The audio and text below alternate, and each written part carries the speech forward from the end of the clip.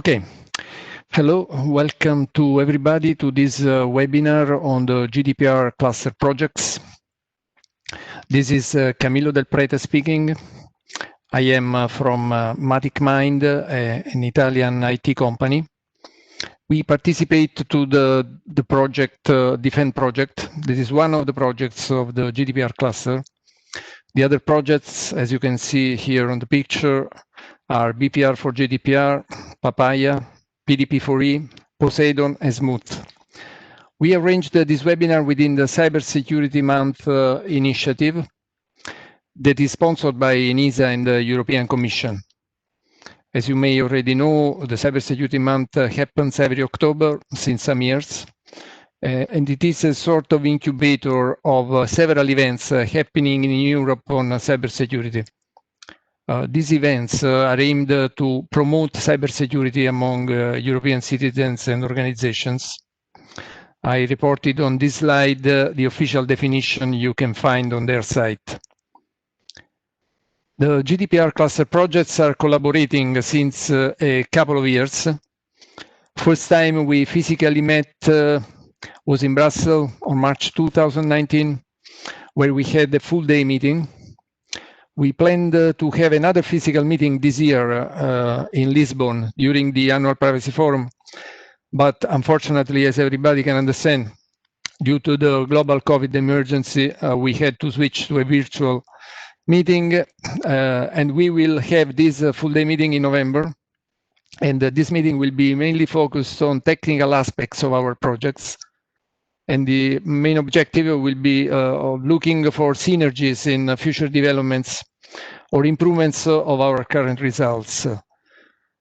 During last 2 years, we had several calls, mainly related to common dissemination activities, like the current webinar. Anyway, let's have a look at the agenda for today. We'll spend a couple of hours together. First time in the agenda is the GDPR cluster overview that I've already started. Then each project will have a 15-minute slot to have a very short presentation of their projects and mainly to show the results of their work. Yeah, we understand that such a short time is not enough for a full demonstration of what was realized. But it could be a good starting point. We'll provide contacts, websites, social media links from each project. So if anybody is interested in exploring specific project results, you have different channels to approach each project. By the way, all the slides of the projects will show they are also downloadable from this WebEx event. And these slides include the contacts information. Anyway, in any case, in case you miss them, just Google the name of the project and the word European project, and you should get immediately the right link to the project website. At the end of the project presentations, we'll have a Q&A session.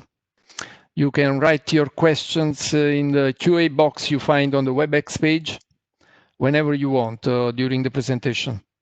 We will pick them up during the final discussion. Okay, back to the introduction. Now we'll see the main joint activities implemented or still ongoing by the cluster so far. Let's start with the joint paper. We published an article for the Springer Nature Computer Science. The article is Protecting Citizens' Personal Data and Privacy, a joint effort from GDPR European Cluster Research Projects. The paper is available to be downloaded from this WebEx event. But again, if you miss it, you can easily find it on internet by typing GDPR cluster paper. Okay, let me share with you a table from this article where we summarized for each project the GDPR challenges we covered. Actually, we are still working on these features. By the way, in our next meeting that I mentioned before, we will have in November, we will explore in detail common and alternative approaches by each project for the teams highlighted here on this table. About collaborations we had during this period, I think some of you already know the PAPAYA tool. That is an open source application that helps to evaluate risks through a privacy impact assessment. It comes from the French Independent Authority for Privacy, the CNIL. Both PAPAYA and Defend projects included the PAPAYA tool in their solutions, and both projects made enhancements to this tool. Then PAPAYA and Defend shared the code developed, so getting advantage from each other. Another collaboration I want to mention is the PoSeID-on and PAPAYA that are still working on a common use case. Apart from direct collaborations, the cluster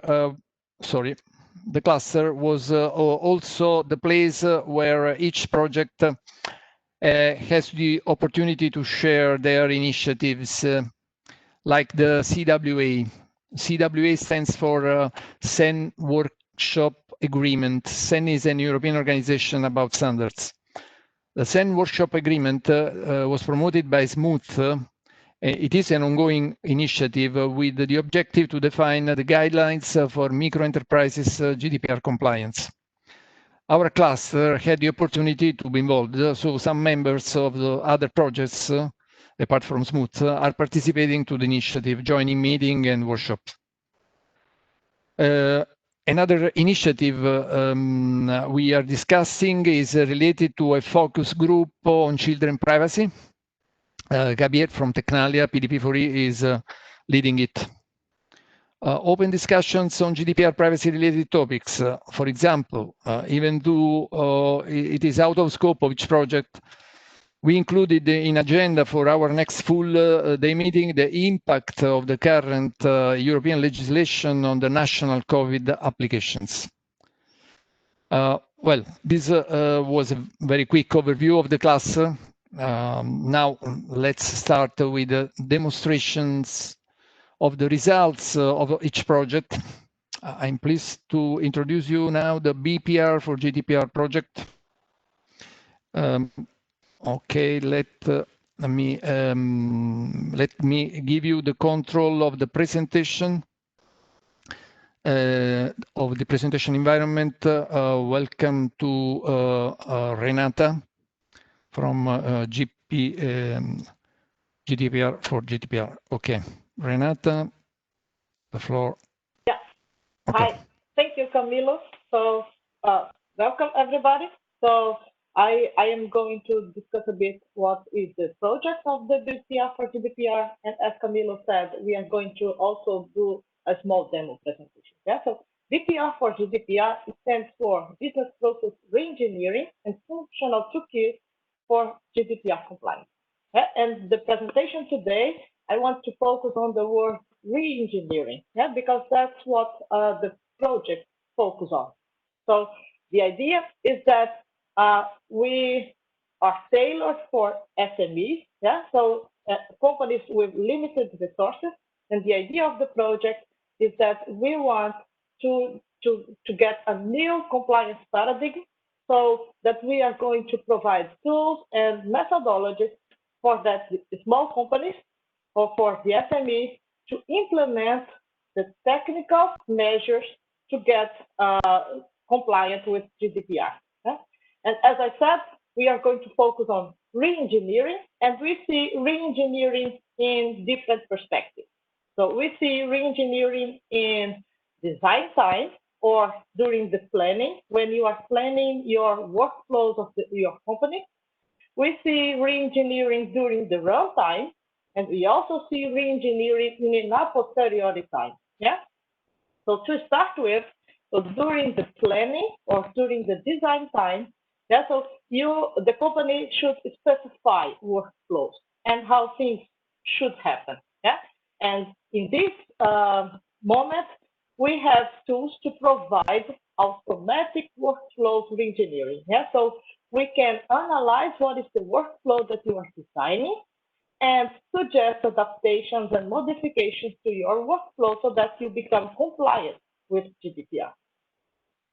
Now, if we look at runtime, so during when things are happening, then we have a compliance toolkit, yeah, that we want to provide so that there are many common functions there that we can enforce something related to GDPR. Also, during runtime, but more towards governance, we also have a policy-based framework, yeah, that is based on GDPR compliance, so based on GDPR. Yeah, so where we provide security measures like anonymization, yeah, and things like that, that can be used during runtime. And finally, as I said, there is an a posteriori time. So after things happen, now can you check what happened if this was compliant with GDPR, yeah? And if not, then can you maybe identify what was the reason? Yeah. So, and the demo today is going to focus on this last part. Yeah. So we are going to analyze after things happened, can we check when things were not compliant with GDPR? So before we go to the demo, this is our consortium.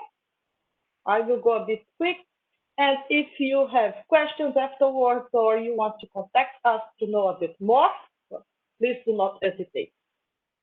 And so, as I said, we are going to make a demo now of the analysis that is done a posteriori, but I will give the word to Rashid, that is my colleague that is going to explain the tool.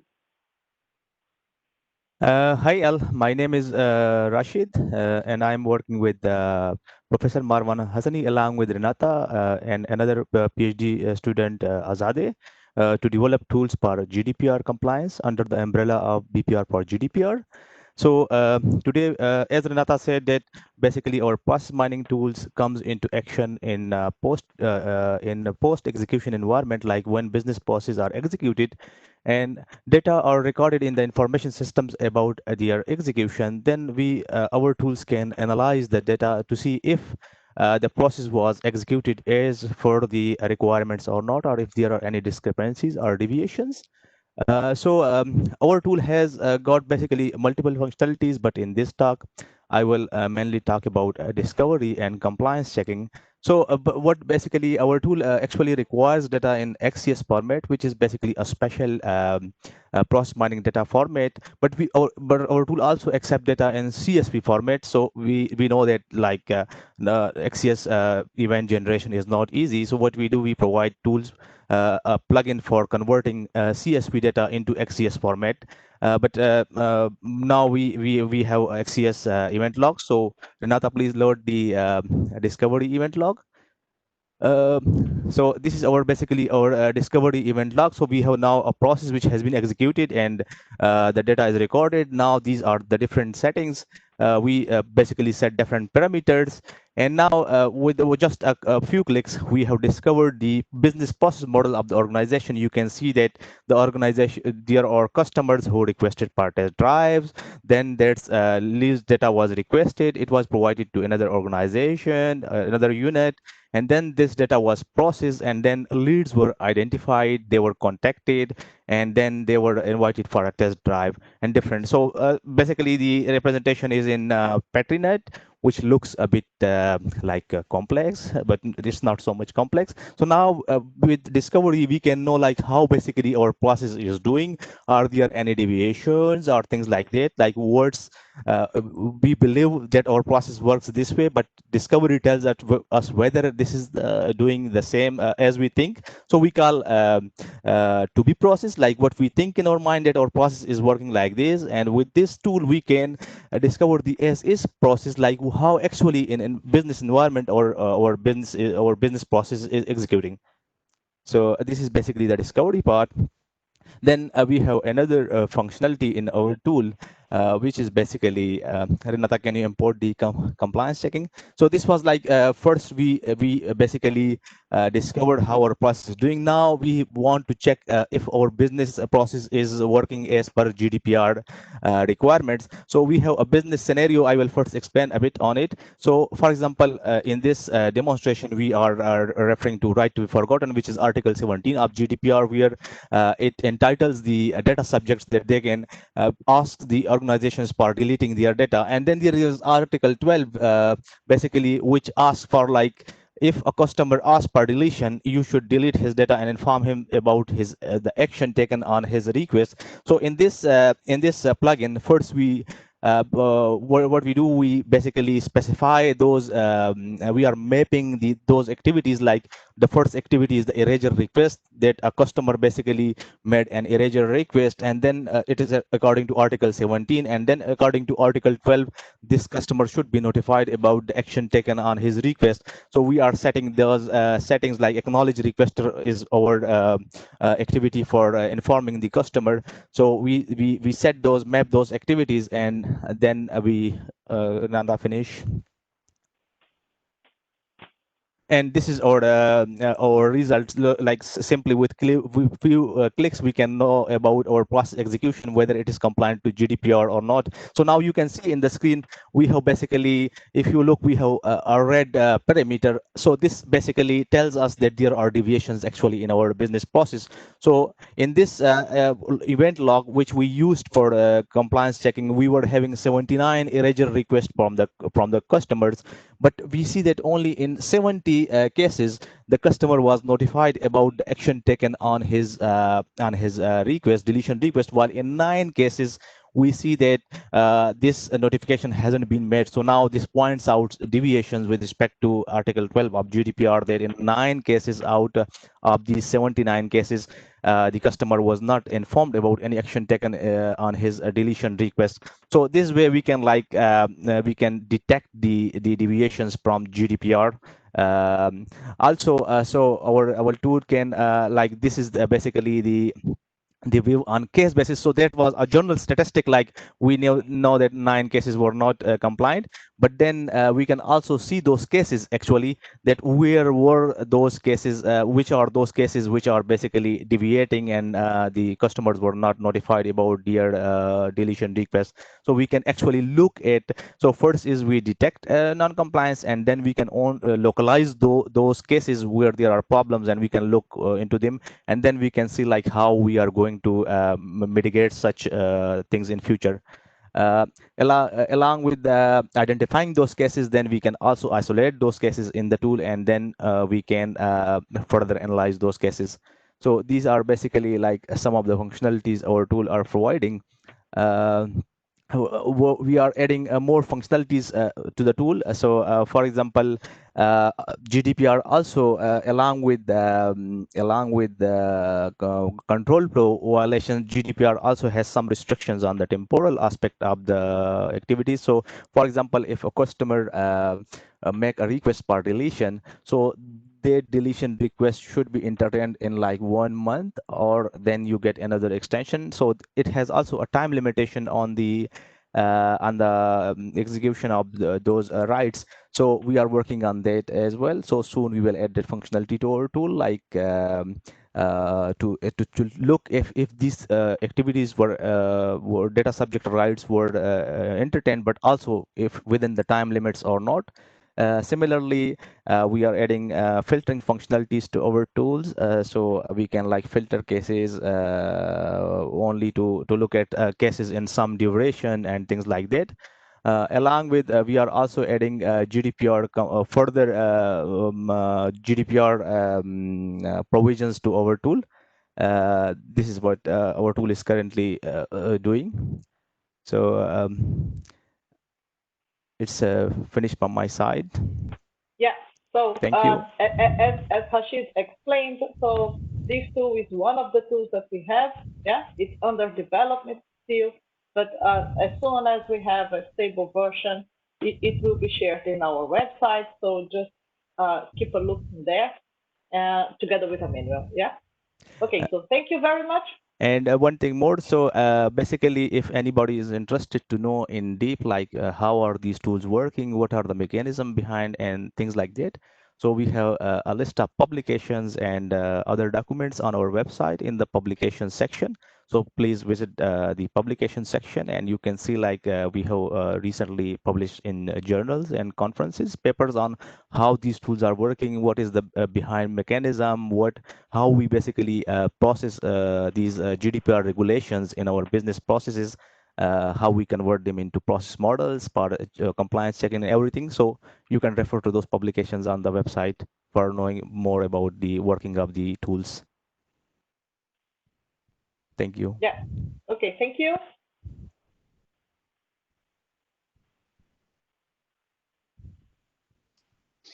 Okay, now we are passing control to the Defend project.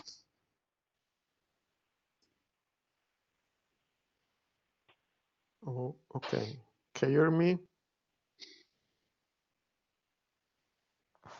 Can you hear me? Yes, please go ahead. Okay.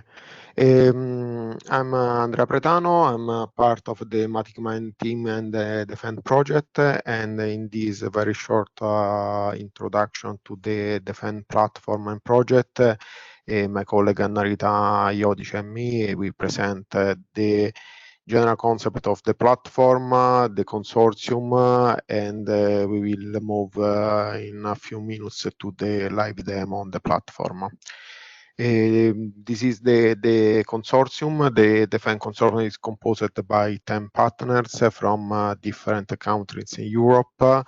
In the consortium, there are 3 types of partners. The technical partners like MaticMind, that we are a company that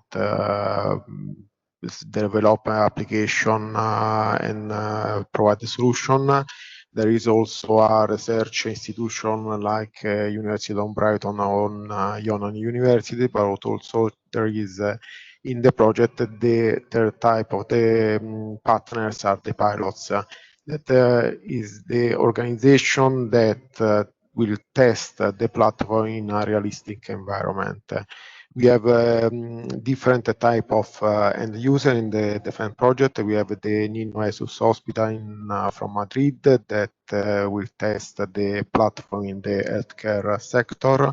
We have the Pastera municipality, that is a local public administration from Bulgaria, that will test in a public administration environment.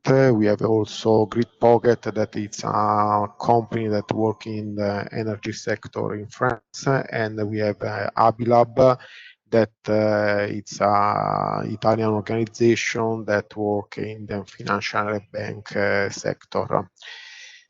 Just a couple of words about the Defend platform architecture. The Defend platform architecture is composed by 3 different services: the data scope management, data process management, and data breach management. Plus another part of the platform that is the dashboard, and the dashboard includes 2 other services, that is the GDPR planning and GDPR reporting services. The Defend platform is a platform that work for privacy governance in the organization, and the different part of the services, the functionality provided by the services accessible through the dashboard. This is the content, and now I move to the live demo. This is the dashboard of the platform, and Rita, can you would say some words about the dashboard, the different teams? Yes. Hello. Good morning to everybody. So the Defend platform is structured in and divided in 12 teams. The Defend platform functionality are grouped in these 12 areas, and each team is connected and supported by 1 or more defense service, as presented by Andrea before.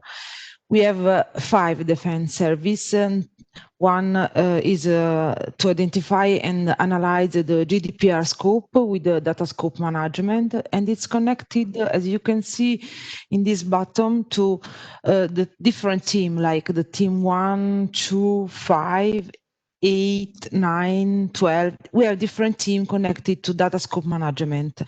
Then we have the service that is related to process the data privacy with the data process management service, and it's connected to team 6 and team 11. And then we have to protect the data from breach with the data breach management service, and it's connected to team 4 and team 12.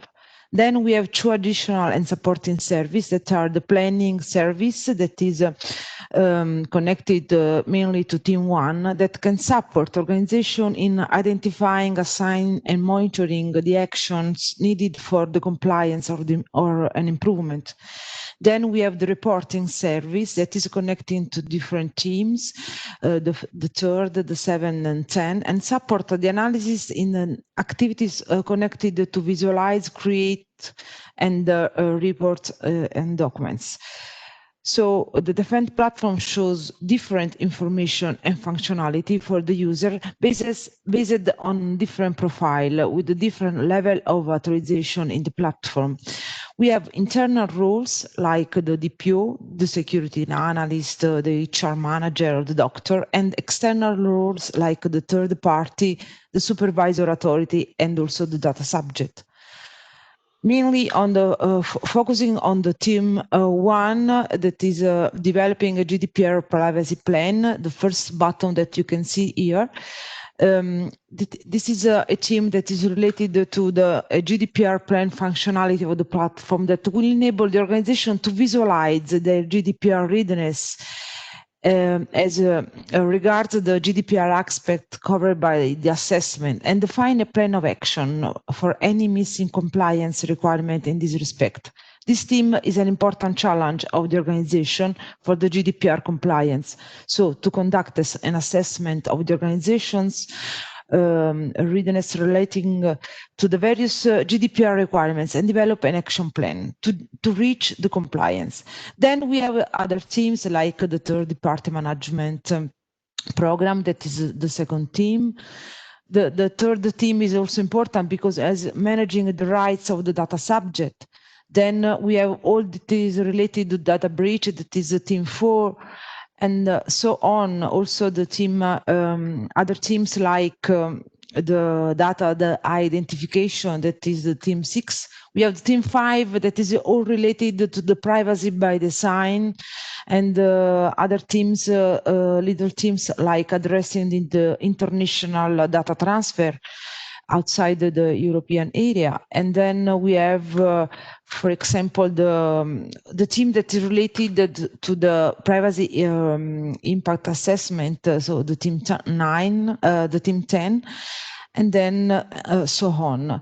So going on the team 1, I give the word to Andrea, that is going to present in detail this team with the different tool. Please, Andrea, go ahead. Okay, in this short live demo of the platform, we focalize the attention on the team number 1, that is related to the developing a GDPR privacy plan, and in this menu, it's also the first step for the use of the platform. The first step is the dashboard is a sort of menu to navigate into the different functionality provided by the platform. In the sub-menu 1.1, there is GDPR self-assessment, that is the first step for the organization. And the assessment, it's possible to execute an assessment for the full organization, for different departments, for third party. If we move to the full organization, we see the first functionality present in the platform, that in the first step is create a new assessment. It's create a new organization of the new organization in the platform, or a second or third assessment for the organization, because the assessment it's a continual activity, it's not a picture in a specific time. For show you the functionality, we create an organization, and when we create an organization, we have a different functionality. We have some general information from the platform for the organization. An important point is the creation of the different department and the other organization, because the first step is modeling the organization. If I go to department, we can you can see that there is 5 different departments, and for each department some information. If I go to modify the assessment, we see some information are in gray because it's connected to the full organization, and other information are editable information because it's related to the specific department. The assessment is composed by different sections. The first section is related to the level fairness and transparency, and the assessment is composed by different questions that the department can fill the information. The platform obviously have a functionality to select the same answer for the full subsection or for each question. The answer for each question is not only yes or no, but it's at a different level. It's not yet implemented, the limit implemented, partially implemented, largely implemented, fully implemented, or not applicable. Based on, it's a sort of assessment of the maturity of the organization for the different part. Over the different section have the different set of question, and if I come back to the self-assessment, sorry.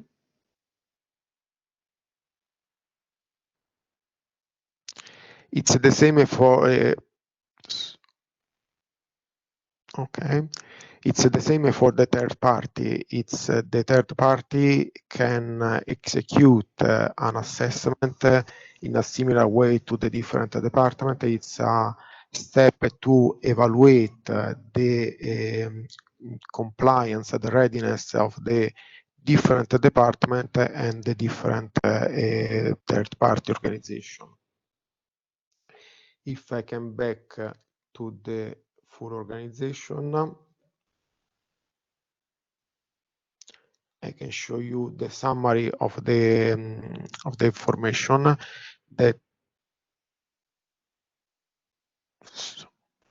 Okay, this is a quick information to the management of the organization to understand the level of compliance for the full organization for different departments. That is possible check for the administration services the level of the compliance for the different section. And another important point, there is 2 different information related to the readiness. It's a limited part, specific related to the compliance to the GDPR, but also there is another information called full, that it's the information related to not a limited question related to the compliance, but also questions from the best practice standards and so on, like ISO 27001, ITIL Prince 2, NIST framework, and NISA framework, and so on. In this section, we can see the different compliance for the different department, and in this section, we can see the compliance for the full organization. Obviously, the compliance for the full organization is composed by the compliance for the different department. Based on this compliance status, we can define an actions for improve the compliance of the organization. That if I can go to the action, this is the functionality provided by the GDPR planning services in the defense platform that can support the organization in identify and define action to improve compliance, to reach the compliance or improve the maturity of the organization for the different part. It's possible to define action from template that it's a subset of the typical action for the different section, or it's possible to create an action from scratch that it's usually it's an action it's specific for the different organization. This is the first step of the organization. If in this moment we have no time to move to the other party of the platform, but also we can go to the if we go to the record of processing activities, we can define the different processing in the organization, and we can connect the department to each specific processing in the organization. The platform creates a sort of matrix between the department, the assessment for each department, the processing, and the departments are connected to the specific processing, and we can have also the information related to the maturity and compliance of the organization in each processing in the organization. And that's all. If you would like have other information from the project, you can contact. We can check on the website, or we can send an email to the info@defenseproject.eu. I don't know if we have time to show something in the other other menu. Andrea, I think you spent your slot, so. Okay, sorry. Perfect. Okay, this is the contact for the project. Okay. Now I move the. Okay, so now it's up to PAPAYA to present the project and to demonstrate their results. Thank you, Camilo, for the introduction. This is Orhan Ermiş. I am a postdoctoral researcher at Eurocom. I will present on behalf of PAPAYA project. Our consortium is IBM Israel, Orange from France, Karstad Sweden, Media Clinics Italy, Atos Spain, and Eurocom France. So the main purpose of this presentation is to introduce you the one of our use cases, the arrhythmia detection. And in this presentation, I will try to introduce privacy-preserving arrhythmia classification tool using neural networks. So we have two umbrellas under the use cases. One of them is the healthcare umbrella, which consists of arrhythmia detection and stress detection, which is led by Media Clinics Italy. And the other one is the mobility and phone usage umbrella. And this is also led by Orange France. So basically, the cardiac arrhythmia is the corresponds to the abnormal heart rhythms. So if you have any disease in your heart based on the rhythms, then this can be detected by using ECG signals and by having the expert knowledge on this. So since these rhythms, these abnormalities in the rhythms have some specific patterns, some machine learning tools, particularly neural network models, architectures can be used to detect these cardiac arrhythmia. So that is the main purpose of the main motivation of our part. Before going into detail, this is the overview of the PAPAYA platform. On the client side, in PAPAYA, PAPAYA stands for Privacy Preserving Data Analytics, Platform for Privacy Preserving Data Analytics. So in PAPAYA project, we are relying on the privacy preserving methods like homomorphic encryption, secure multi-party computation, functional encryption, etc. And we are trying to design, propose privacy by design tools for data analytics. So that is why we have we have a client side that gets the data from the data subjects, and the other side, the platform side, which is considered as the untrusted cloud service that process the data by using some advanced cryptographic techniques. More specifically, in this demonstration, the thing that I will present is that we have some ECG data that is obtained from patients. And we have a web browser interface for this. Usually in the real product, it will be a mobile application or web application designed by Media Clinics. But in this demo, I will just present you the small part of it. Not the Media Clinics tool, but our main presentation web page. As you can see in this figure, the client-side component consists of the data collected by the user, which is open to these entities. But it should be protected from the server-side component. And also, due to the intellectual properties of the model that is generated, particularly analyzing and detecting the cardiac arrhythmia, this should be also protected. The model that is working on the server-side component should be protected from the client-side component.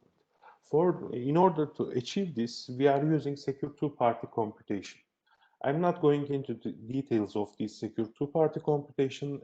I will share the contact information at the end of the presentation, and you can see our papers and public deliverables to go into more details of secure two-party computation.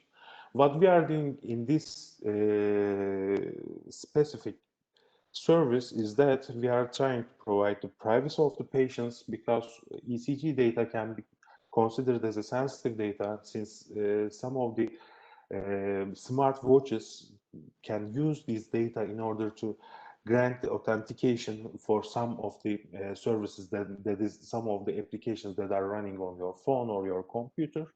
And on the other hand, we are providing the secrecy of the model in order to achieve the service confidentiality. So in our demo scenarios, I will show you single heartbeat classification, multiple heartbeat classification for a single patient, and also multiple heartbeats classification for multiple patients.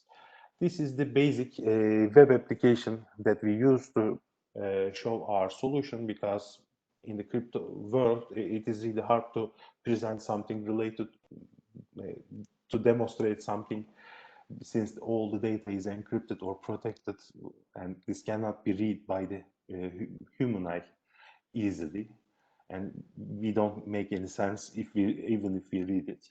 So in this scenario, we can consider this as we have a list of patients, as you can see in here. And for example, I am selecting one of the patients, and I can see the ECG signal of the patient. So as I said in the beginning, I will just try to analyze the one single. We did this because we know in the beginning of the project we know that if we can classify a single single ECG signal of a patient, then we can extend this and we can try to figure out whether the patient has a cardiac arrhythmia or not. According to the literature, 30 seconds of signal, that is, 30 signals of ECG signal is enough to detect whether the patient has a cardiac arrhythmia or not. So I will just show you the basic version of it for a single signal. As you can see, single signal classification does not mean anything for this, but we can. This is the first milestone of our study. So now this time I try to classify 30 signals, 30 seconds of a signal from a patient. Since this is a local application for now, we are in the demo, we are in the validation and integration stage in our project, and since our tools are not completed yet, that is why I'm demonstrating this on the local application. So now I am trying to classify more than 2 participants again in 30 seconds.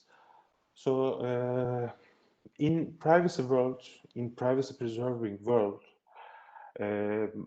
usually in normal machine learning applications, we try to make a decision between the accuracy of the tool that we are using and the efficiency of the tool that we are using. So there's a trade-off between these two. But in privacy preserving applications, we have we have another third party in the triangle. I think there's a problem with this, and I show you another one with the previously executed solution. So as you can see, we can process more than one patient at a time, and we can check whether these patients has a cardiac arrhythmia or not. As I said in the beginning, if we add the privacy on top of the machine learning techniques, then we will add some extra overhead, since all operations will be realized in the encrypted domain. So that is why we need to do this in parallel, and we are introducing, but we are using single instruction multiple data to process multiple patients at a time. So that is what we are doing in this solution. And also these are the contact informations for our project. You can visit our website. We have a Twitter and LinkedIn accounts, and Meleken is the coordinator of the project, so you can ask your questions to me and Melek also. Please do not hesitate for this. If you have any comments, if you need any other information. So this is mainly the basic instructions of the tool. So what we are doing is we are dividing all the computation between 2 entities. Client share is in this figure. Client share some part of generate some new share to make this computation with the server side, and server generates new shares, randomly generated values in order to make the two-party computation with the client-side entity. So at the end of the operation, they are obtaining the classification result. So that is all from my side. Okay, thank you, Orhan. I'm Okay, giving now the floor to Samuel. yeah, to Samuel. Okay, from PDP4E. Thank you for your patience and attending the.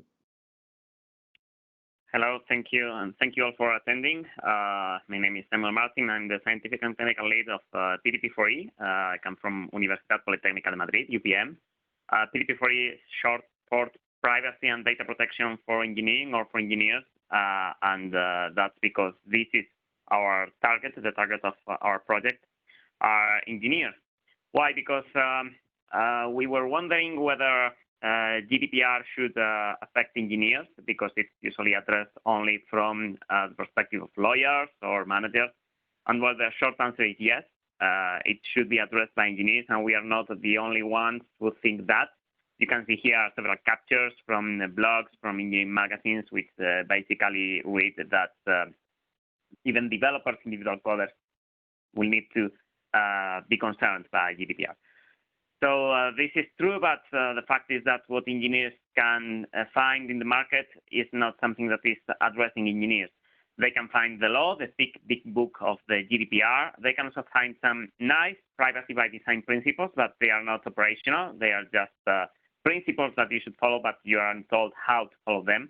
Then they can also find some privacy enhancing technologies, which are also great, but they do not provide systematic recipes to be applicable directly by engineers. And there are also tools, but these tools with these nice charts are mostly targeting managers. They are not integrated within the practice and the usual tools that engineers employ.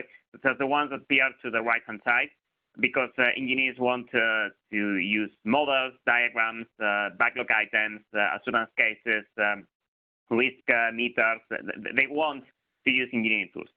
And this is where PDP4E comes to answer that need, but by integrating the existing privacy and data protection methods that come from the state of the art, which are great, but were not directly applicable by engineers.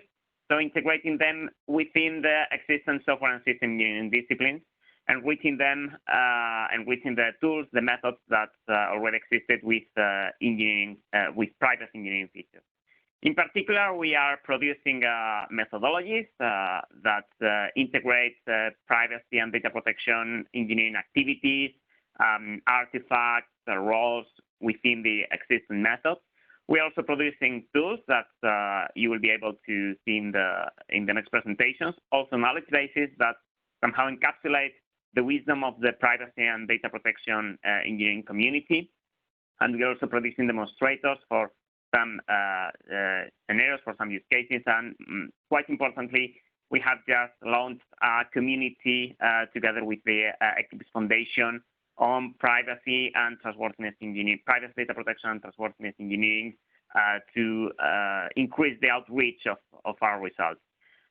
We are addressing 4 engineering disciplines, namely requirements engineering, model-driven design, assurance and certification, and risk management, where we think that privacy and data protection practice could be most relevant. And we are creating demonstrators for two areas, which are smart grid and connected vehicle. As we said, we have leveraged the existing background. This cloud of logos and words is just to show that we are creating a lot of tools, and we are improving a lot of tools and a lot of methods. All these already existed, and what we are doing is integrating them, improving them, adding privacy and data protection features from one to tools or to existing tools from the others. What we are following is a mostly model-driven engineering-based approach. This tries to capture what model-driven engineering means.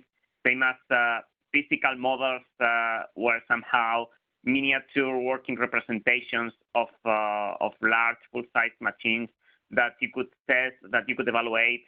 Models in software engineering or in systems engineering also try to create representations that somehow abstract the internals of a system, and where you can also test the models, you can evaluate the models against specifications, you can process the models, you can transform the models, so it's not just diagrams, even though they are mostly expressed through diagrams. With all that set of tools that we have created, we are creating a tool set, and this tries to capture our approach. We are not producing a single monolithic product, but just a set of tools that you can use one after the other, same as you would use maybe a screwdriver and a hammer when you are doing do-it-yourself for home improvement or as a hobby or professionally. You don't plug a screwdriver on the hammer, but you use one after the other, and there are some integration from a functional perspective.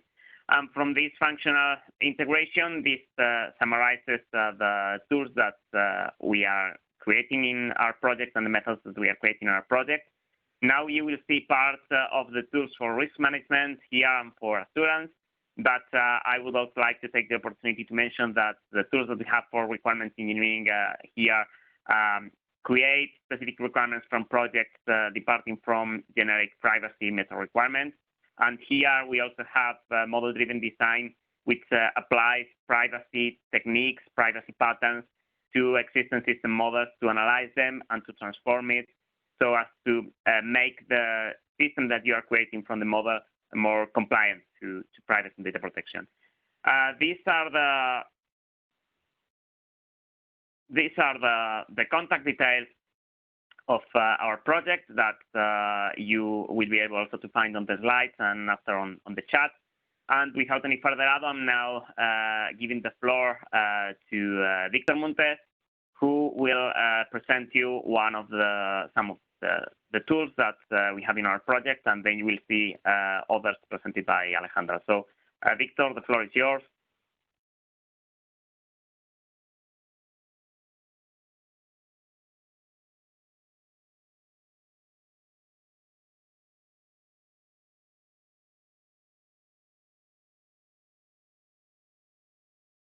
Victor, I think you're muted.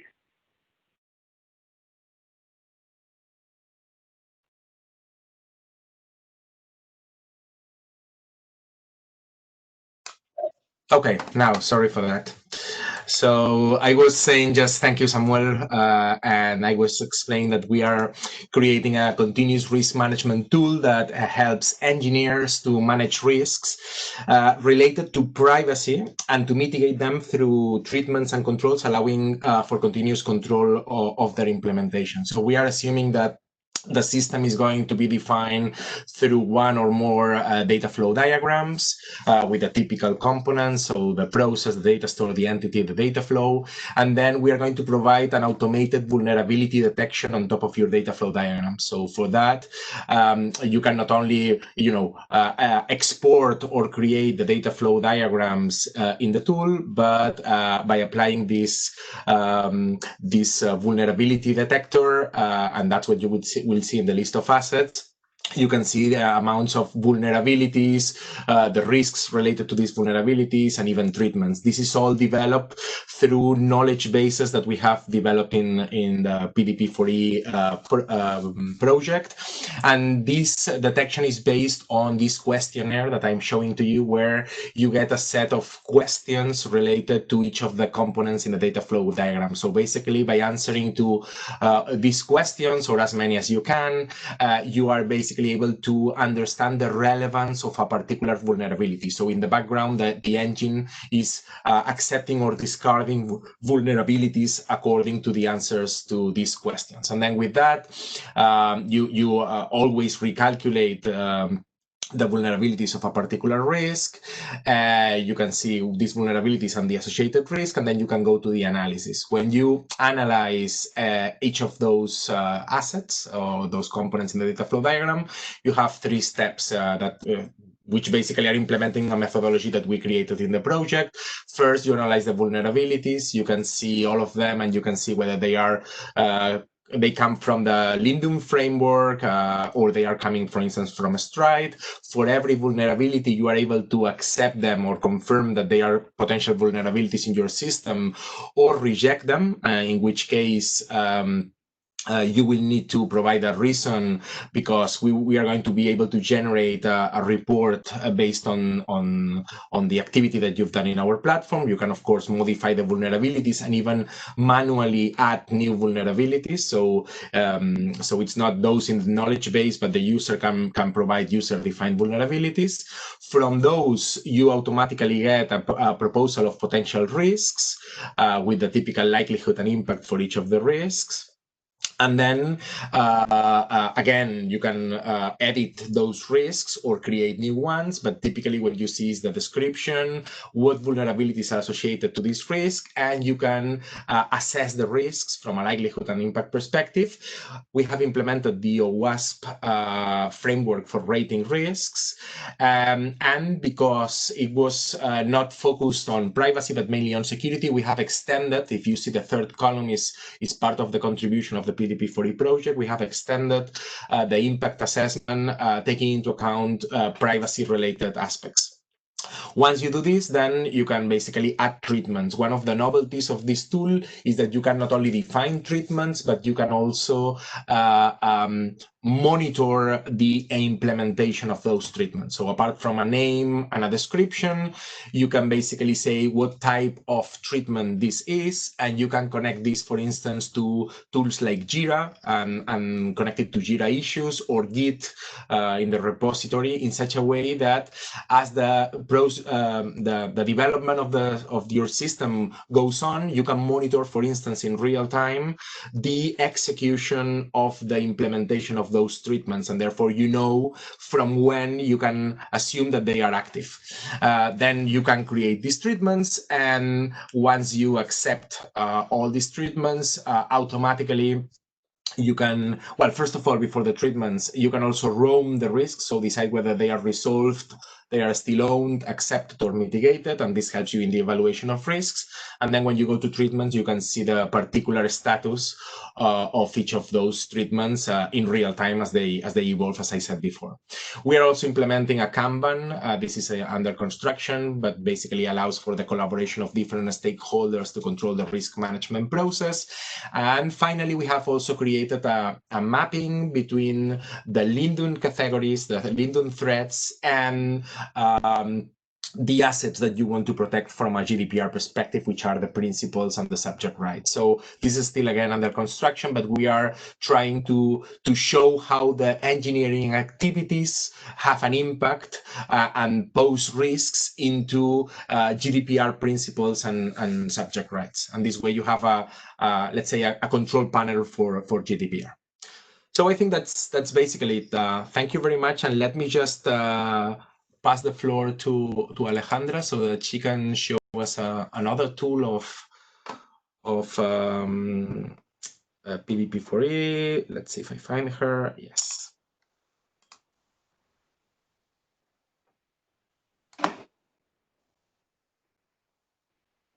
Okay.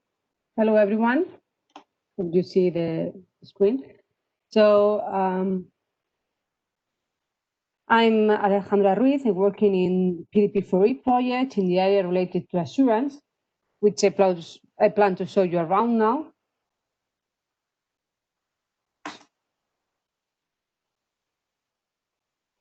The main ideas I expect you to understand after this talk are what is assurance, which is something sometimes missed, what is its role in GDPR, and what can the tools from PDP4E do in relation with assurance.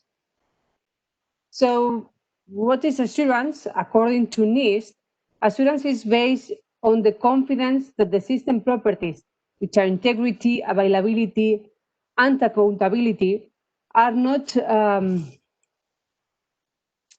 are met, which means that the system should perform correctly no matter what. So in case of unintentional errors, the system will resist the attack and continue performing correctly. When dealing with GDPR, assurance is in close connection with the following principles, which are accountability and transparency. To comply with GDPR, it is not enough to behave well.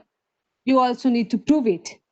And to do so, we need to demonstrate that the good behavior generates trust, and it's crucial to collect evidences for such demonstration.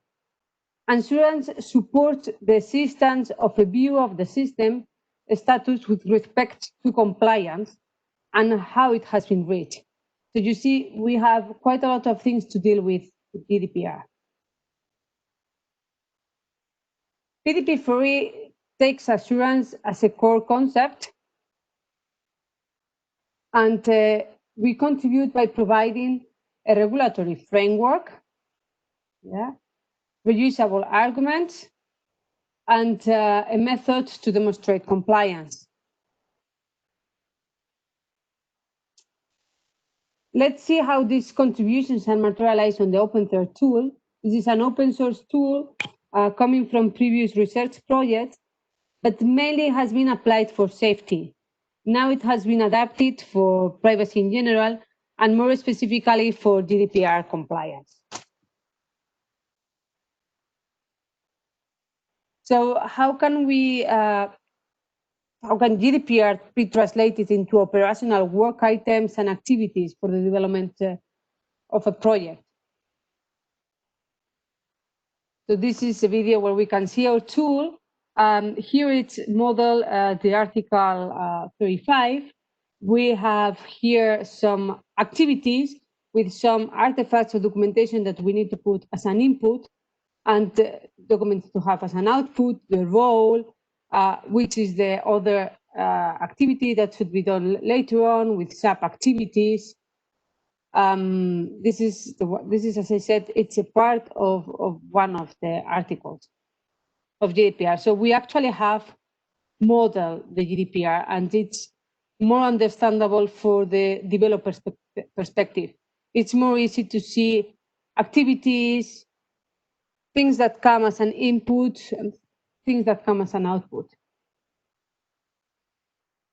Again, how do we have a method to systematic capture and traceability of evidences, and how can we track that evidence evolution? So this is again our tool. Here we have what we call the evidence model. Here we have different evidences that we are using. So we said that we need for compliance 2 of them. The document, the artifact that we are using, we can collect who has done it, when. We can even connect it with the actual document that is there and where it is, so we can see it. We can also make an evaluation. So we can define our criteria. We can define, for example, in this case, it was quite fast, isn't it? We defined the criteria, which in this case was the completeness, and see and check and make this evaluation. We can make evaluation on different criteria, so we can see how we are going. And also, we need a method to provide a clear argumentation, a clear justification about compliance. We can do it like that, make a big test, which for the auditor's perspective, it could be quite tricky. We need to read through it, but it's much fun with pictures. This is a graphical notation. It's a standardized notation. It's called GSN, goal structuring notation. It actually is the same text. And if you like Boolean logic, this is how it works. I can say that this is true if these things are true. And everything, I mean, I can only say that this claim is true if I have here an evidences supporting this. So in the end, it's kind of a Boolean. I cannot say that this is true if this and these are true. And here I have all the collection of evidences that I'm using, and I can know what is it for. My justification is not unfold. I have here all my evidences here. Again, the tool support on that. This is one but it's the same information.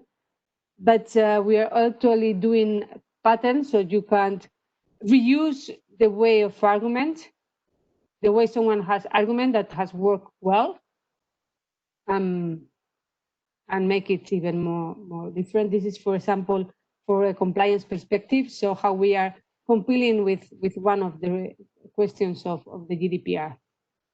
So you know what are the things I need to take about, to argue about.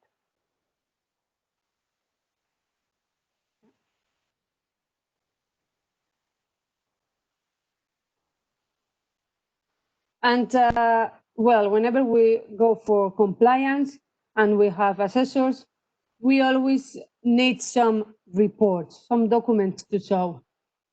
Okay, we have identified three types of reports. One, we call it the compliance accountability summary. It contains the summary of the status at that point of the development of the different artifacts and activities that have been performed. It's looks like that. It's a Word document where I can put all these things.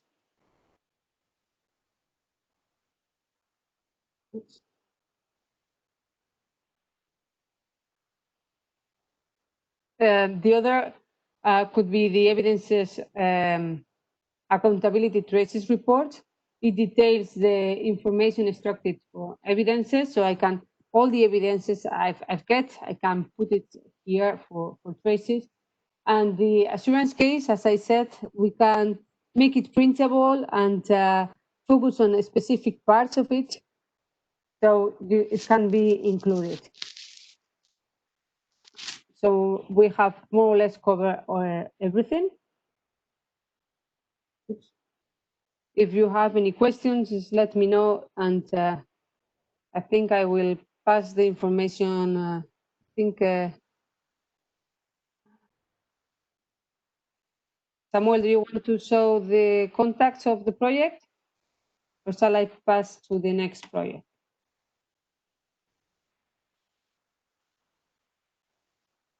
I have just pasted the contacts on the chat to the attendees so that they can find them. You can give the floor to the next project. Thank you, Alejandra and Victor. Okay. So our next.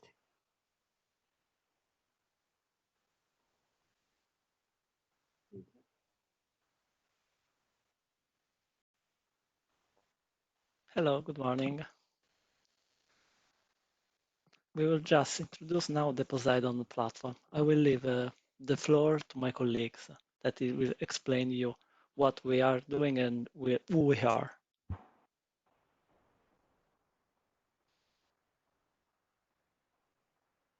Okay, thank you, Daniele. Good morning, I'm Roberta Talotti from the Italian Ministry of Economy and Finance, and it's a pleasure for me to stay here. I'm not alone. With me there are other colleagues from the PoSeID-on project, and we will cooperate in this presentation. Of course, it's a pleasure to be in this important event, and that because we all know how much the protection of individuals and their personal data is one of the hottest topics today, and we strongly believe in the importance to be aligned to them.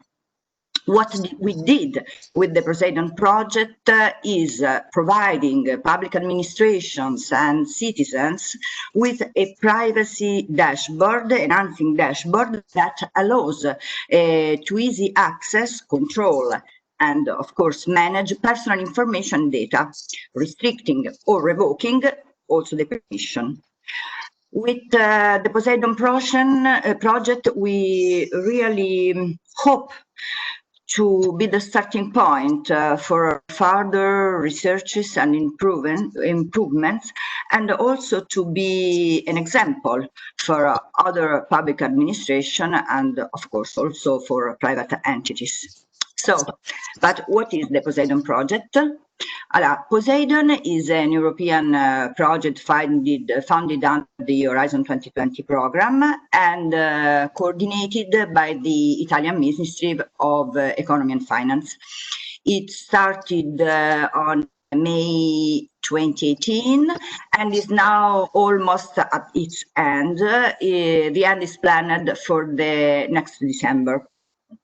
Our consortium is made of 10 partners from 6 different European countries. As you can see, Italy, Spain, Portugal, France, the Netherlands, and Malta.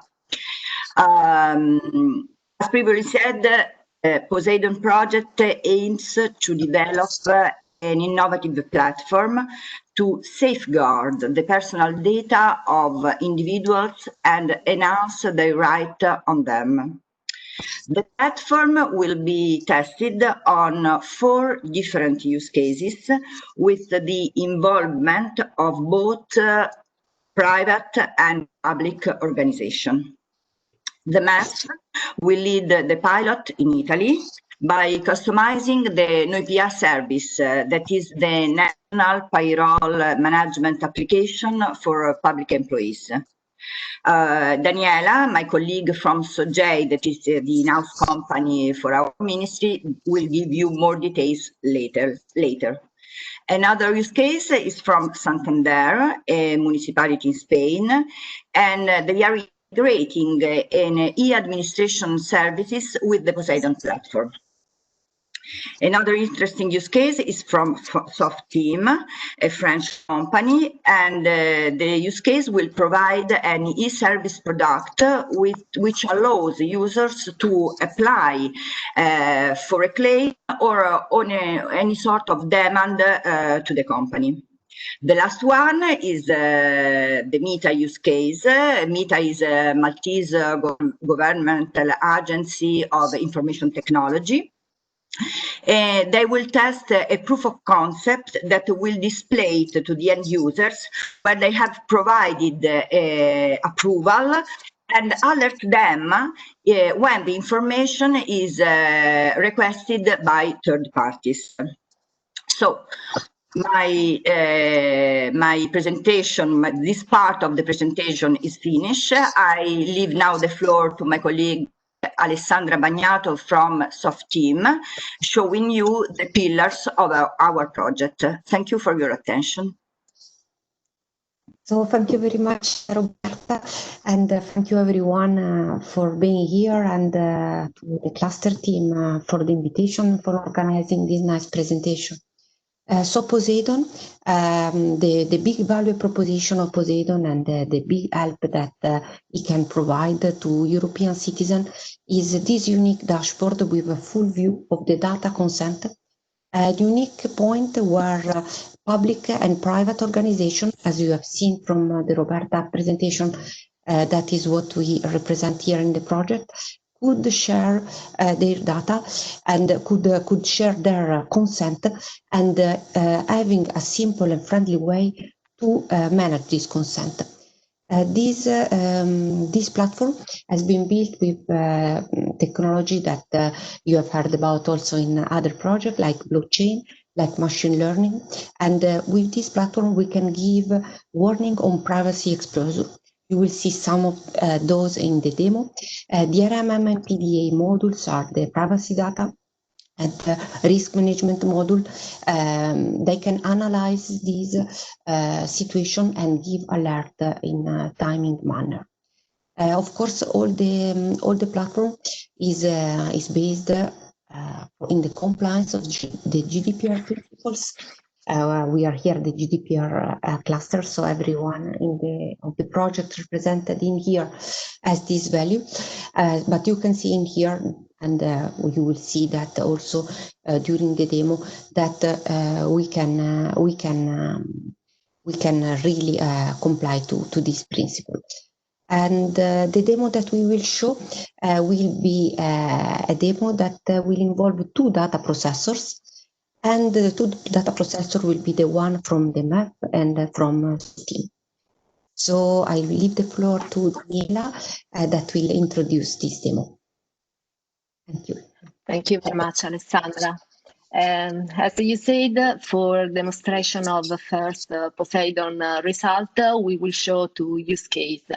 The first one is designed for PoSeID-on integration in NoIPA, the payroll management application in charge of the Ministry of Economy and Finance. This is an innovative and important use case because, you know, by now about 100 public administration have joined the NoIPA, with around 2 million employees managed for payroll. The use case will show the customization of two services that employee can use to update their residence address or bank credential, introducing the possibility for the user to register his consent to use this data and to this update on PoSeID-on. You know, they have to provide their data for employment contract management, but this is an important innovation in the system to enhance the user trust, increasing transparency in tracking and controlling his data. The second use case that we will show is an integration between two different data processors registered in PoSeID-on, and show the possibility for an OPI user to grant the consent to the use of his data registered in OPI to another third party. So we have constructed a user story in which an Italian citizen go to France, has the necessity to buy some mask to protect from COVID, and decide to use the SME services provided by Softeam in his citizen platform for applying claim on services, and use his PoSeID-on account to connect to the SME service without filling his personal data, but retrieving them from the NoIPA data processor. For the demo, I will leave the floor to Emanuele, who is another colleague, who will show this use case with a video. Thank you very much. Hello, good morning, everyone. This is the demo that we show, the navigation. Here is the home page from the NoIPA application where the user can perform the login using the credential or the SPID credential or the national service credential. Access to the page, when the user access and insert the credential, it can be redirected to the home page of the application. In this application, the employee can have some anaggraphic information about him and the possibility to access through the button below to the section of the Anagrafica, where the user can see he will have all the information about the address and other information, and also enabling the change, it will have the possibility to grant the consensus to the PoSeID-on platform. Granting the PoSeID-on a pop-up to advise the user about the sharing of the personal information, it will advise the user to proceed or not to this sharing with PoSeID-on. Granting the permission here, the user will be redirected to the PoSeID-on home page. Here, the user it will be a possibility to access to perform the login with several kind of provider. In this case, we will use the TestM2 environment, that is a national provider service provided from us from the SPID, that is the Italian Agency of Certification. In this case, this is a test environment that they provide, so we will have the OTP directly on the page. Copying the OTP inside the dashboard, you will have the possibility to perform the login, where the SPID code will be provided to authenticate the user. Now, because this is a first access time to the PoSeID-on dashboard, the user will have to register the passphrase and to read the annex of term and condition about the agree. All this one is a normal standard procedure for the GDPR consent.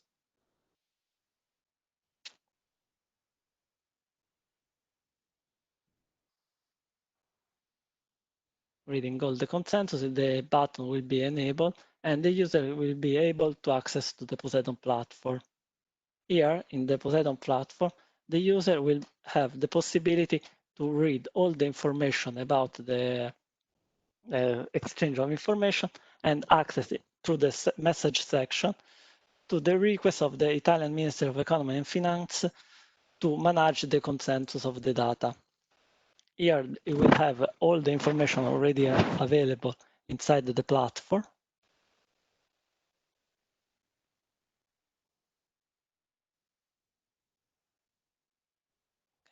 And granting access, the user will be redirected to the page of the processor. In this way, the user gives the consensus of the anagraphical section. In the same way, the user can perform the same action on the stipendiality that is related to the bank account detail. As usual, enable the change. You will have the button. It will grant the access to proceed. Because the user is already registered, automatically will be redirected to the page of PoSeID-on. As previously, in the message page, you will have the message. As you can see, we already have some analyzing of the data that the platform is sharing with PoSeID-on, with some wording to the data subject that is the owner of the data. And the user will have the access. Now, if the user wants to access to the PoSeID-on platform, he can access directly to the PoSeID-on platform or through the NoIPA application, through the button that it will be available. It will be redirected to the PoSeID-on platform. Here, inside the data processor section, accessing to the Minister of Economy and Finance, it will retrieve all the information that will be available for the user. Because this is an integration platform with the PoSeID-on and the NoIPA, it's also possible to change the information directly on the platform of PoSeID-on. So, for example, if the user wants to change some data, it will be available to update directly from here. And if we access again, you will see that the information is updated correctly. Now, for example, if the user wants, as Daniela told before, to go to France and buy a set of masks from a SVA company like Softeam, he will have the possibility to access directly to the home page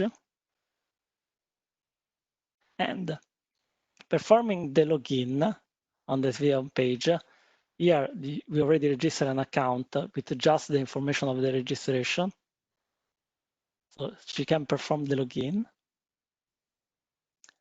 And when you want to buy a set of masks directly, you will choose any kind of information that is needed. So this is the number of masks that she wants. Here is the information about the procedure. And here, there will be required the information about the user. In this case, because we have PoSeID-on, the user will have the possibility to retrieve all the information through PoSeID-on. So he will be able to access directly to PoSeID-on, to get my data from PoSeID-on the bottom. Also, he will perform the login to be sure that it is the user that is requiring. So it will require the speed identification in this case. And the passphrase later, because it's not the first access, it's just the passphrase is needed. And in the message section, it will be available the message for the requirement of the permission. Here, you will choose as Italian Minister of Economy and Finance as the granting of the information, of the personal information for the user.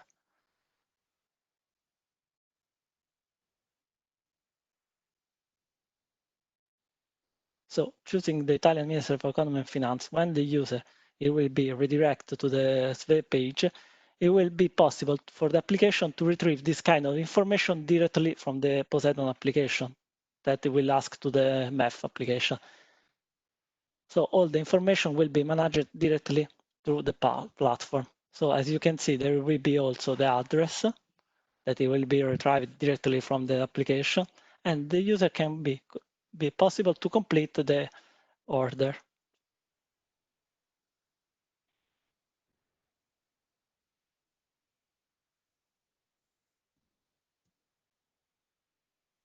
So in this case, we have all. So thank you. The last one. Yes. Okay. Sorry, just 2 more details. In the dashboard, there were different warnings from personal data analyzer because we placed a low rate for the data processor. So to show that the personal data analyzer can trace all the requests, analyze them, and give some warning to the user, saying that that data processor is considered not so good, and so to think about giving this grant. And data are not stored on PoSeID-on. What you have seen about passing of data is always a get PII, a getting of information from the data processor that store the data. So from the SDE company, there was a request towards PoSeID-on. PoSeID-on asked to NoIPA, and from NoIPA so went the data to the SDE platform. Data are only treated and stored by the data processor to which the user had granted the information. So thank you very much for your information. There are the link and the point of contact.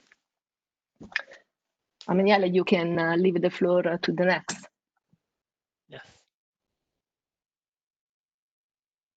Okay, thanks to Smooth. To PoSeID-on now, it's up to Smooth. Rosa. Yes, I have the wrong one. Hello, good morning or afternoon. My name is Rosa Araujo, and I'm the project coordinator for the Smooth project. I'm working for Eurecat as project manager. The idea of Smooth came from the entry into force of the GDPR, the new data protection law that affects all types of companies regardless of their size. Compliance with GDPR is a challenge for SMEs because of their lack of legal expertise and also limited resources. And on the other side, SMEs are the backbone of the European economy. They employ 2 out of 3 employees and represent the 99% of the European non-financial sector. What we did at the beginning of the project was to identify the needs of the SMEs through a survey in which 100 microenterprises participated. They were asked about the degree of knowledge they already had about GDPR and how they were prepared to be compliant in aspects such as legal basis to process data, ACT measures in place, their online presence, and the use of cookies.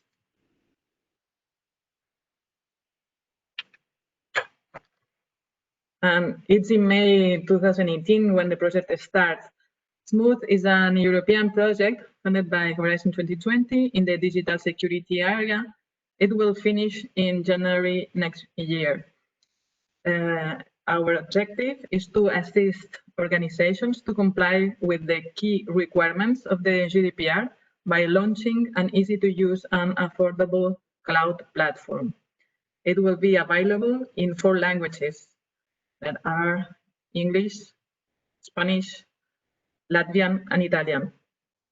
The partners involved in Smooth are, on the one side, 2 universities, Q11 that are the legal experts, and UC3M, a technical partner, 2 large companies, Naver and NEC, 2 technological centers that are Eurecat and India, 1 standardization body that is UNE, 2 SMEs representatives that are Funding Box and ESBA, and we have also the presence of DPAs, data protection authorities, the Latvian DPA, the Spanish at the beginning for the requirement space, and the Italian DPA forms part of the advisory board. And we have also 1 SME that is a software developer who is also acting as the commercializer of the solution.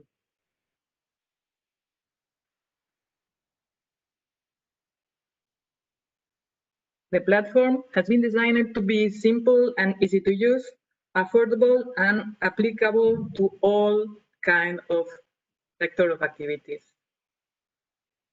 For achieving our goals, Smooth has developed advanced technologies for automatically assess compliance with different tools, as SmoothX, that is for the analysis of the text documents related to the protection of personal data, cookie and privacy policies, informed consent. Smooth Data, that is for the analysis of the presence of personal data in the databases. The Smooth Line, that is for the detection of personal data collection from cookies by third parties in websites and mobile apps. And the results of the analysis that these technologies provide are collected in a compliance report and delivered to the user in a PDF document. In parallel also, for helping to fill the gap of education and awareness, Smooth has also developed an online interactive handbook. It provides guidance, examples, videos, and links to external resources. It explains how GDPR affects SMEs and the procedures to follow to be GDPR compliant. It is going to be launched in web and mobile app version. And here you have the link and also videos that are in this handbook.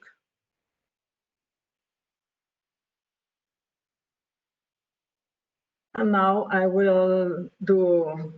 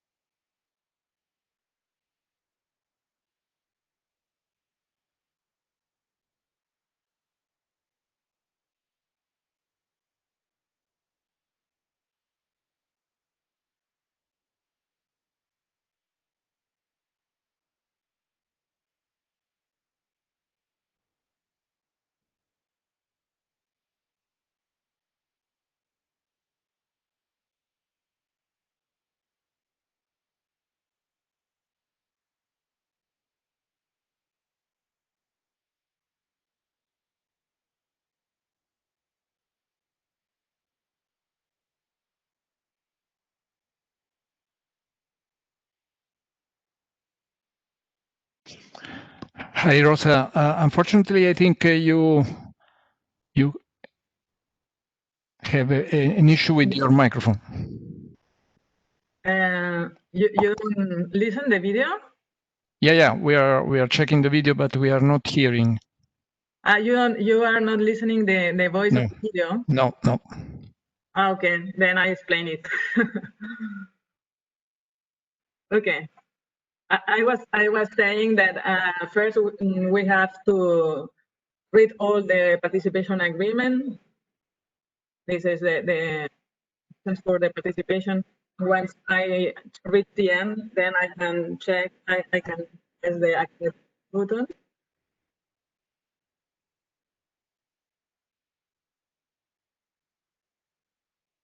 Then we have here time blocks of questions. Every one of them is related to a specific contextual information. This first one is regarding the general business information. There are questions such as where does the company operate, within the European Union or outside.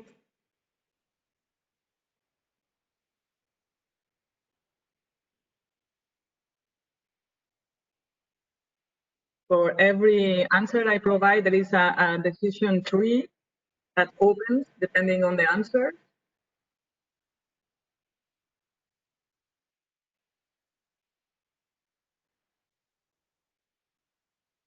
for specific words that we consider should apply some additional information, we have this toolbox that is providing the description of this specific word. It could be a legal term or a technical term.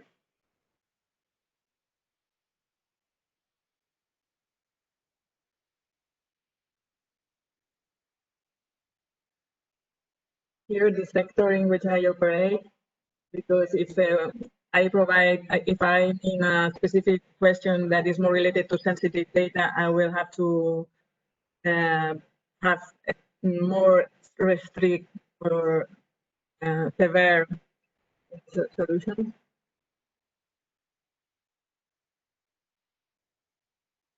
In this blog, in the second, third, and fourth is where the smooth data is acting behind.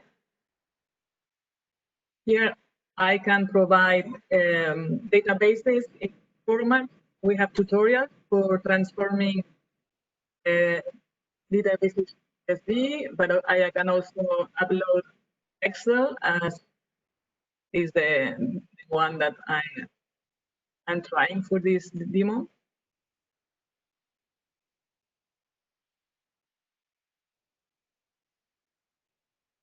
Here I answer which kind of data I'm collecting. But later also the smooth data will tell me if I'm right or wrong, and it will tell me what kinds of categories of data I'm processing.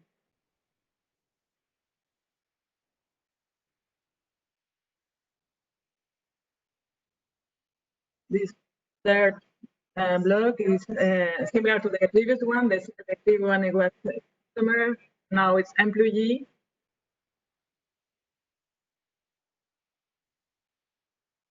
I can upload here again an Excel or a database. But for this demo, template and put that I don't have database for suppliers.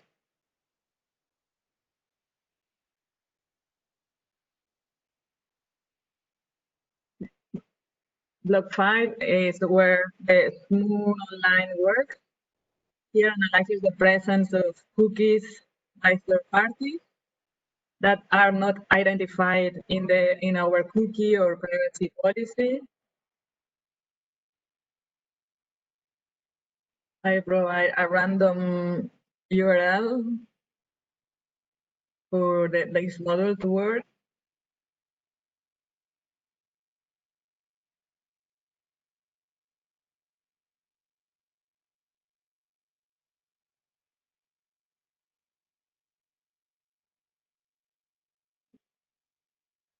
Here is some contextual information regarding the actual practice of this company.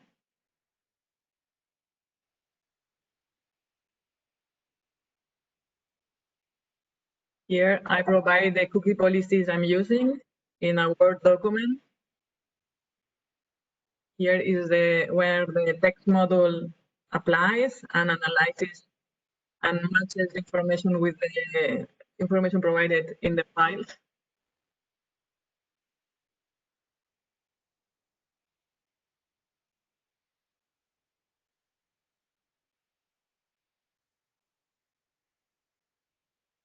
Then we jump to model 6. Here is regarding transparency. Here is talking about privacy policy.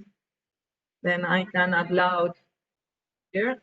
It's not needed that I have all information. If I don't have privacy policy, for example, I can say no and then continues.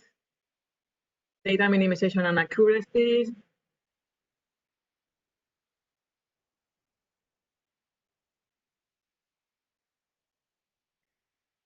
Here I'm answering no because maybe I'm not sure what are the principles for minimization, and I want the system or the report to tell me what I should do.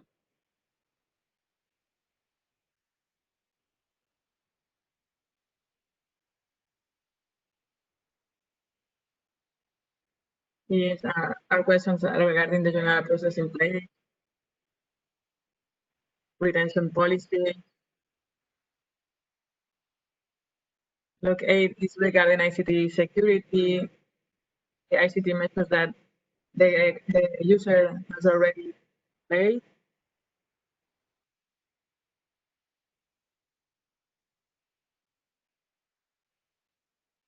If we use password policies and protection,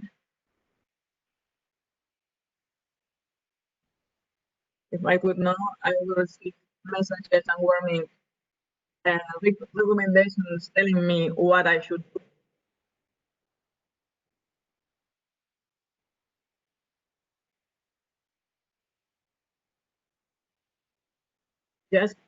Just passing through this entry questionnaire, the microenterprises are providing feedback that just following this entry questionnaire, they are knowing more about GDPR thing. Here, the macro is regarding the data such as right.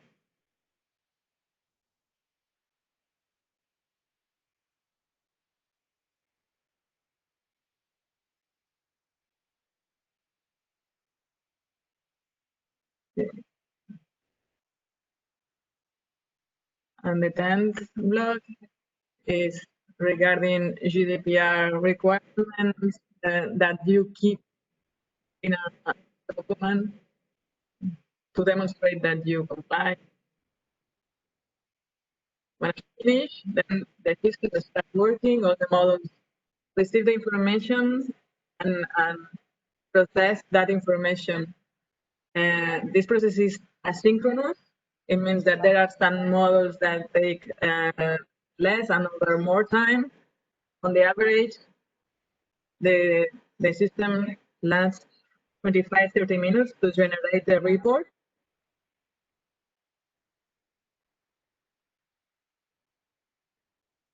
The report is sent by email to the user, but also can come back here to the web and download through a button that will appear when it's ready.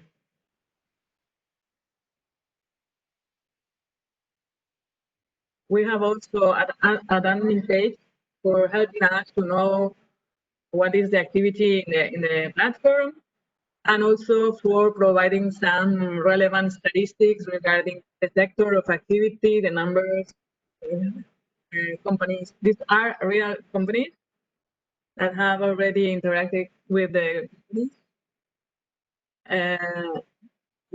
Where they operate, if within or outside the European Union, how many have finished the process, and how many have not finished, they have left the entry questionnaire without finish. Here, when they start the test and when they finish, and the models that are working for that specific case, the data model, if they have uploaded privacy policy and cookie policy, the URL, or the mobile application. Then from here, we can also download the report and check which has been the answers and the questions provided.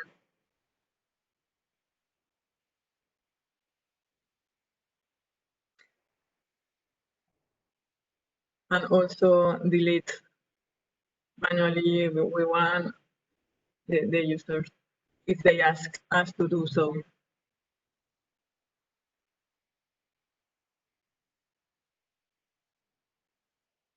Here is a compliance report. The compliance report look like this. This is still under improvement to make it more visual and user friendly.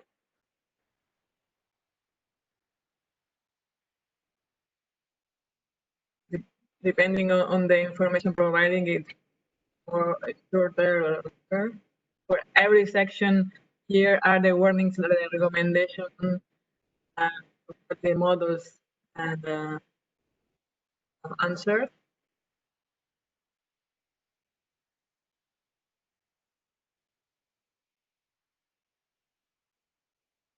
And this is specific for every test, every user.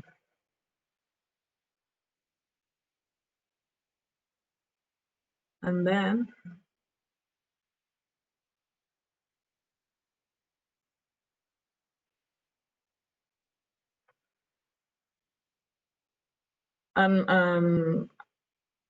well, and some of the messages to show you the kind of messages provided in the compliance report are like this one, for example, processing customer personal data. Here explains the principle of data minimization, what does it mean, and how to comply with it. And if more information is needed, then it links to the GDPR handbook. Or here, processing suppliers' personal data. Here, the legitimate interest assessment, also how to do it, and the link to the smooth handbook. Or for the website and mobile apps, here are the cookies that have been found in the website, but are not reflected in the policy, in the privacy policy, and we recommend to add them. And here for ICT security, the security measures in that case was quite good, but still there's room to improve. And here for the user to know additional technical or organizational measures, then we provide this link. There's external resource to get to know more about this specific recommendation. And this is all from my side. Here is the Smooth website. And here is also in the website is the link to all our social media. We have also a YouTube channel with videos, animated videos. Yeah, I will be happy to answer any question you might have. Okay, thanks a lot, Rosa. Okay, actually, I don't see questions on the WebEx specific box about Q&A. So I suppose everything was clear. Okay, let me thank everybody, both panelists and participants. We'll publish this webinar on each project website and or the social media channels. Okay, thanks again. Have a nice day to everybody.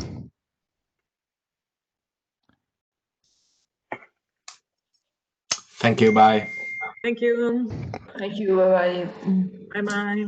Bye-bye. Thank you all. Bye. Thank you. Bye-bye. Have a nice day. Bye.